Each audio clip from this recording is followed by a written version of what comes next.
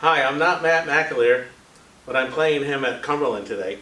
I'm John Mousseau, President and CEO of the firm, and we're here on the close of Friday talking about the markets. Matt is away, so I am subbing. And we had a good trick-or-treat surprise today in the markets.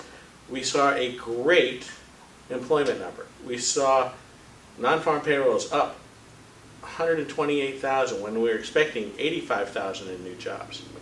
That is a great number, especially when you consider the fact that it's done with the backdrop of a strike at General Motors.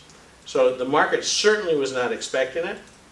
The reaction was very strong in the markets today, with both the Dow Jones and S&P up 1.5% or so for the week, and the Dow up 300 points today.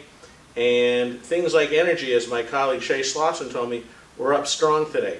All of that reflects an economy that's moving forward. And if you think about it, what is it saying? It's saying that some of the concerns about trade and tariffs, which are still there, are fading a little bit into the background.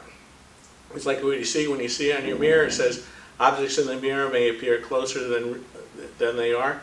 Well, these are receding. They're not as close as they appear. And I think the markets are actually starting to digest that. In bonds, we had a week where yields were down. The Treasury bonds were down in the 10 years, down about 8 basis points, but they were up a couple of basis points today. In the Munis, not nearly as much, maybe up just down a couple of basis points for the week. We're actually starting to see rates do maybe 2 steps forward, 1 step back in terms of advancing since the summer lows of August. We think that's particularly important in the world of municipal bonds, where we saw yields drop precipitously earlier this year. What are we seeing now? We're seeing municipalities come to market for the simple reason that interest rates are very low, and they're locking in today's low yields for projects or for general purposes, general obligation bonds. These deals, which were being gobbled up a couple of months ago, now are starting to see a little bit of investor disappointment that yields are so low. What do I mean by that? It means that some of these deals get unsold balances. The underwriters who bring the deals sometimes will take them down and own them. What we've seen in the last couple of weeks is that they are selling these unsold balances at losses. What does that mean for investors? That means for the next round of deals that come, they're going to demand a little bit higher yields.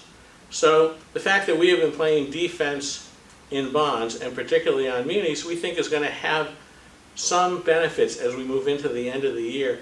We expect to see yields rise a little bit. Certainly the numbers today that we saw in the jobs area will probably help that, because it should certainly spur on the stock market. And like I said, move some of this trade and tariff talk to the back burner. So as we close the day, we're very excited about what we saw in the equity markets, what we saw in jobs, and we expect to see certainly rates move up a little bit on the intermediate or longer end. And we saw the Federal Reserve cut interest rates this week for short-term Fed funds on Wednesday.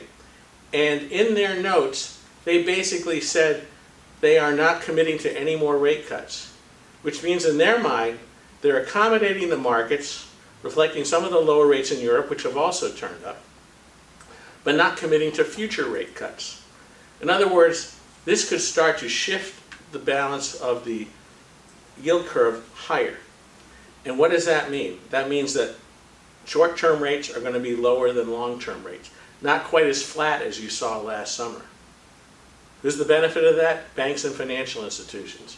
It means the difference between where a bank can borrow with deposits and lend longer should get a little wider. And with better financial health, we think that's better for the overall equity markets as well. So that's the wrap from Cumberland. It's the end of the week, and have a nice weekend.